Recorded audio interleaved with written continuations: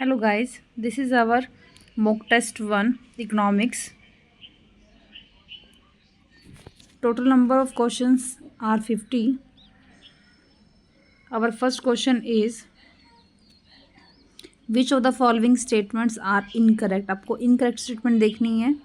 Loan from IMF is a revenue receipt. No, loan हमारे क्या है, capital receipt है. This is incorrect statement हमारी first. Next capital receipt are shown in the liability side. Yes, capital receipt को हम किस side में show करते हैं, लाइबिलिटी साइड में. ट्रू स्टेटमेंट है ये. Borrowings by government represent a situation of physical deficit. Yes, हम बोरोविंग तभी करते हैं जब हमें हमारा क्या है, फिजिकल डेफिशिएट है. Revenue receipt is the excess of capital receipt. Revenue receipt ज़्यादा है कैपिटल रिसीट से. Capital receipt over the revenue receipt. Revenue deficit कैसे निकलेगा हमारा, कैपिटल रिसीट ग्रेटर हो रेवेन्यू से. नो, कैपिटल रिसीट की बात ही नहीं आएगी. ये स्टेटमेंट क्या हमारी रॉन्ग है. तो ए एंड डी रॉन्ग. इसका मीन सी क्या हमारा, C is our answer. Moving on next question. Which of the following situation PPF shifted towards rightward. जो हमारा प्रोडक्शन पॉसिबिलिटी फ्रंटर है ये राइटवर्ड शिफ्ट हो गया, ऊपर की तरफ शिफ्ट कर दिया है. ऊपर की तरफ शिफ्ट कैसे होगा, जब रिसोर्स बढ़ा देंगे हम लोग अपने. ठीक है, टेक्नोलॉजी इंप्रूव कर रहे हैं. यहाँ देखते हैं increase in foreign capital. Foreign capital बढ़ाएंगे, अगर कैपिटल इंक्रीज करेंगे तो हमारा क्या होगा, पीपीएफ राइटवर्ड शिफ्ट करेगा. ट्रू स्टेटमेंट है ये हमारी.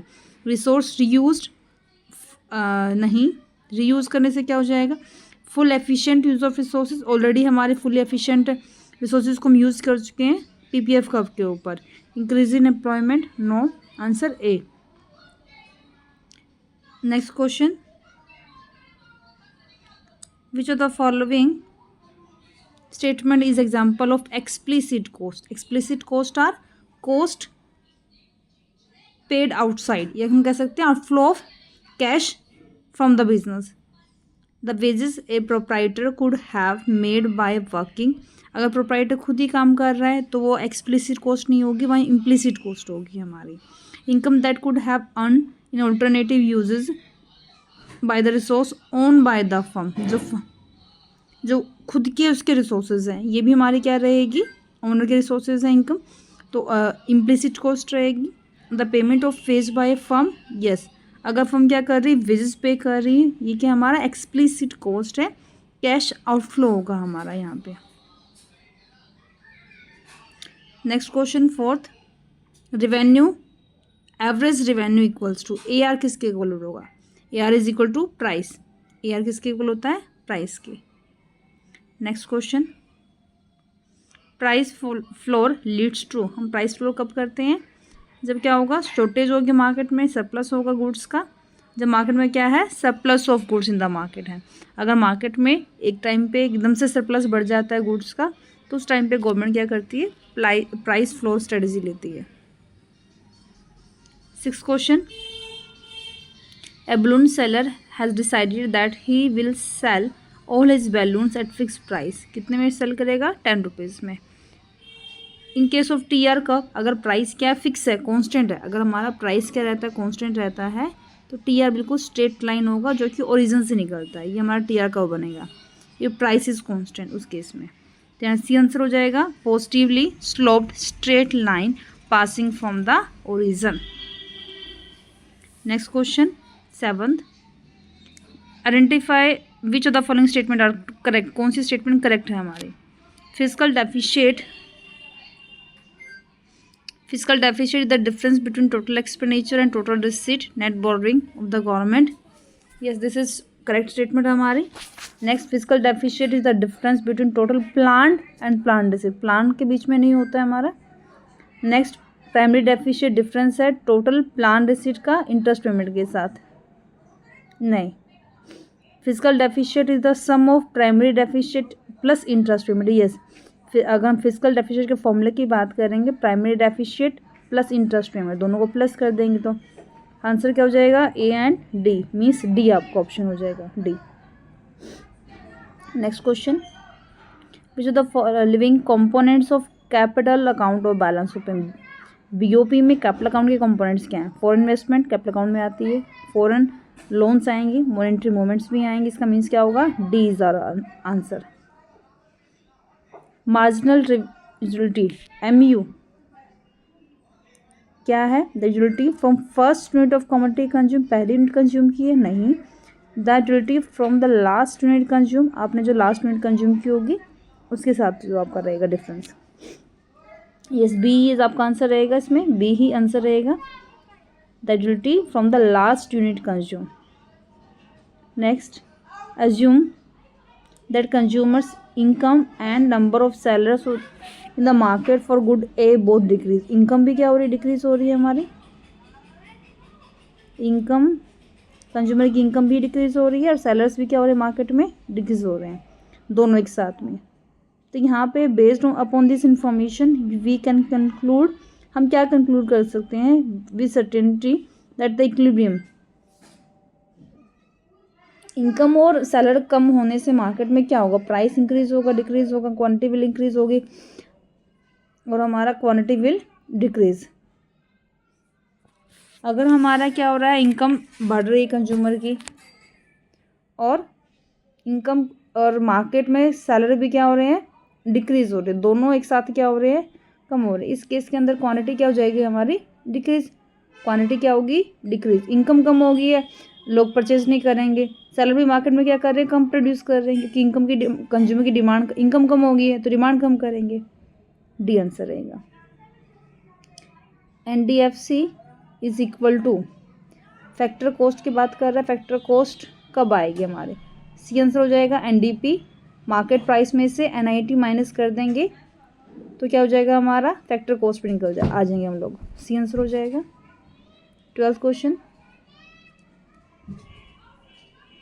If with the rise in price of good Y good demand for good X. देखो जब भी आपको दो गुड्स गिवन होती हैं तो क्या या तो सब्स्टिट्यूट होगा या कॉम्प्लीमेंट्री होगा।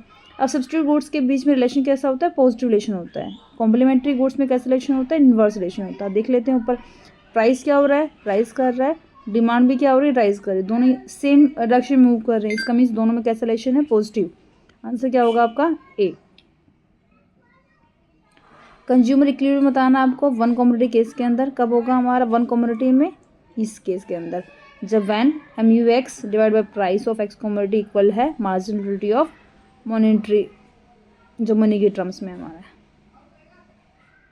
नेक्स्ट 14 क्वेश्चन हमारा, if a firm produce zero output in the short time period. अगर क्या है, फर्म कोई प्रोडक्शन ही नहीं हो रहा है हमारा शॉर्ट टाइम पीरियड में, तो फिक्स कॉस्ट तो होगी।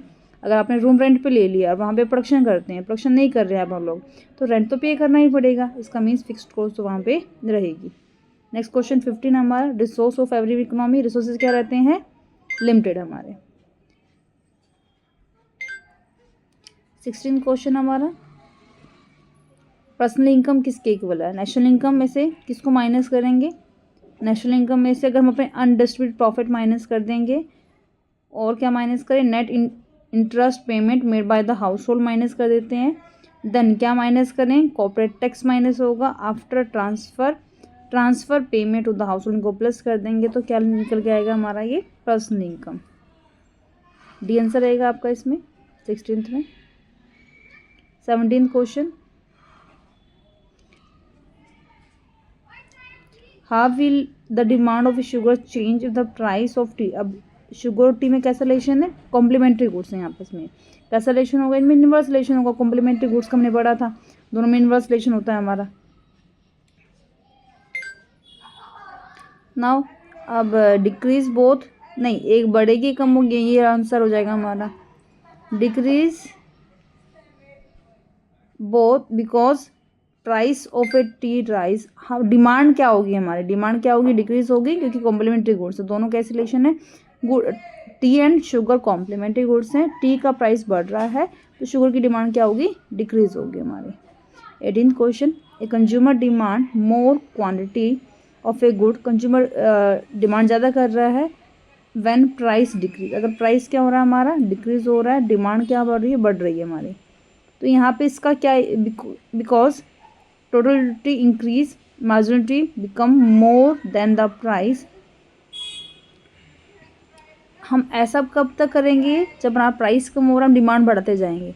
डिमांड जब तक बढ़ेगी हमारी, जब तक क्या हो रहा है, MU मार्जिनलिटी क्या है, becomes more than the price. जब तक प्राइस से क्या है, उसे मिलने वाला जो सेटिस्फिकेशन है वो प्राइस से ज़्यादा रहेगा। आपका आंसर भी रहेगा। 19th क्वेश्चन हमारा, the supply curve shift to the right because of. Supply curve right तरफ शिफ्ट करेगा। सप्लाई कर्व है हमारा, सप्लाई कर्व अब राइटवर्ड, यस वन आपका ये राइटवर्ड, ये हमारा राइटवर्ड शिफ्ट कर रहा है। कब होगा, टेक्नोलॉजी इंप्रूव कर देंगे, प्राइस ऑफ फैक्टर इंक्रीज हो जाएगा, एक्सेस ड्यूटी बढ़ जाएगी। अगर टेक्नोलॉजी क्या होगी, बेटर होगी, तभी क्या करेगा, सप्लाई कर्व हमारा राइटवर्ड शिफ्ट करेगा, सप्लाई बढ़ जाएगी। Next question 20, price of tomatoes increase, price बढ़ रहा है, people buy tomato puree, people क्या टमाटो प्यूरी परचेस कर रहे हैं। अब यहाँ पे जो हमारा टमाटोज़ है और टमाटो प्यूरी है, उसके बीच में कैसा रिलेशन है, दोनों कैसी गुड्स हैं हमारी, सब्स्टिट्यूट गुड्स हैं। अगर टमाटो नहीं खरीदे तो टमाटो प्यूरी हम परचेज करेंगे। तो यहाँ पे we infer the tomato puree and tomato का कैसी गुड्स हैं हमारी, ये सब्स्टिट्यूट गुड्स है। नेक्स्ट क्वेश्चन 21, मैचिंग क्वेश्चन है हमारा ये।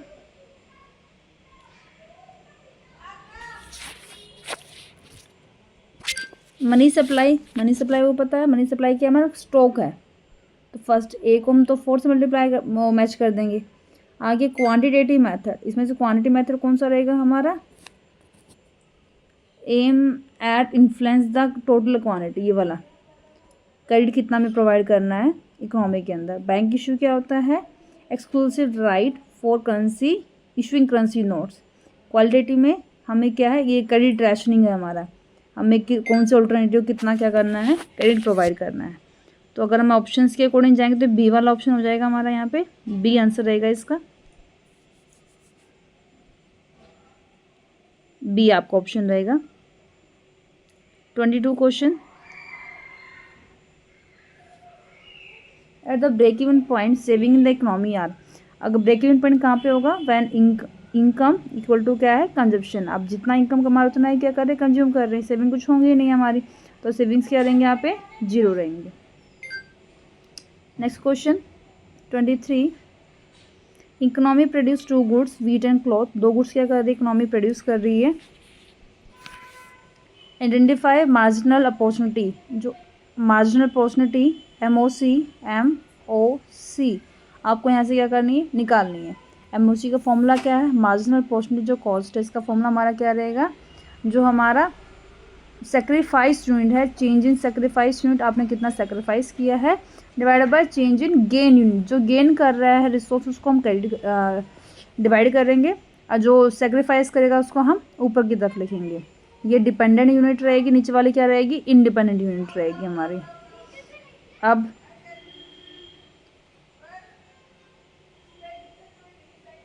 क्या फॉर्मूला था बेटा इसका, MOC इक्वल टू क्या था, जो sacrifice unit, again just wait a minute, sacrifice unit divide by gain unit, ये क्या है, MOC का फॉर्मूला है हमारा। तो चेंज लेना है हमें यहाँ पे, MOC में मार्जिनल में चेंज लेते हैं। तो अब देखो क्लॉथ में क्या हो रहा है, क्लॉथ इंक्रीज हो रहा है। क्लॉथ इंक्रीज होने का मीन्स क्या है, क्लॉथ इंक्रीज हो रहा है, 0 से 25 हो रहा है हमारा, तो +25 गेन कर रहा है। ये यहाँ से 100 से क्या हो रहा है, 90 हो रहा है, तो माइनस क्या हो रहा है, 10, ये क्या कर रहा है, सेक्रीफाइस कर रहा है। तो sacrifice unit divide by gain unit, sacrifice unit 10, gain unit 25, आपका आंसर आएगा 0.4, option B, right. Moving on next question 24th, की objective behind the recent privatisation of public sector bank. Privatisation करने के क्या मेन ऑब्जेक्टिव है government के, to reduce the government stake in the banking sector. Government का जो shake है, shake means ownership से हमको क्या करना चाह रहे हैं, कम करना चाह रहे हैं, तो क्या हमारी क्या है, एफिशिएंसी बढ़ जाए, यही ऑप्शन है। प्राइवेटाइजेशन करने का मतलब ही यही है गवर्नमेंट का, कि गवर्नमेंट की जो शेक्स है वो क्या हो, कम हो जाए, ताकि क्या है, एफिशिएंसी बढ़े। प्राइवेटाइजेशन आने से प्राइवेट में या एफिशिएंसी क्या है, मच बेटर है गवर्नमेंट के कंपैरिजन में। Moving on next question 25, and this is our last question for today's class. National income is equal to domestic income. National income का फॉर्मूला हमारा क्या रहता है, NDPFC। डोमेस्टिक इनकम का फॉर्मूला क्या रहता है? GDP, sorry NNPFC। National income means क्या है? NNPFC।